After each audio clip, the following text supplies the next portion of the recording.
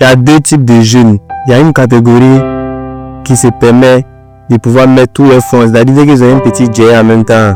Et ils préfèrent mettre ça dans les objets de luxe. Voilà, pour impressionner des personnes même qui s'en foutent de généralement. Et puis il y a d'autres personnes aussi. Eux, ils vont prendre leur argent pour conserver, pour essayer d'investir dans d'autres sources de revenus, afin d'avoir plusieurs sources de revenus, puisque c'est ça qui envoie la richesse. C'est influencé sur les réseaux sociaux par ces deux types de personnes-là. Tu peux regarder des contenus à des personnes, ce sont les belles choses sûrement qui vous montrent sur les réseaux sociaux. Tu vois, donc si c'est influencé par ça, dès que tu as les barres à ton petit jet que tu as gagné, tu vas prendre pour investir ça dans les passifs. Tu vas mettre ton argent dans des actifs. La différence entre actifs et passifs, c'est que les actifs, tu mets ton argent dans quelque chose qui va te rapporter encore plus tard.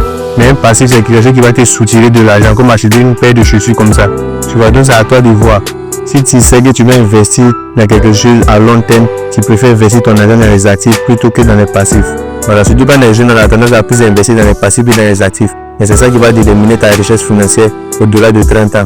C'est pour qu'aujourd'hui on regarde, c'est pour demain on attend. Ceux qui ont semé les bonnes graines aujourd'hui, pouvoir récolter les meilleurs fruits dans l'avenir. Vous connaissez ainsi l'agence à fond qui tape bien dans les commentaires, fait plus de contenu pour rester constamment motivé.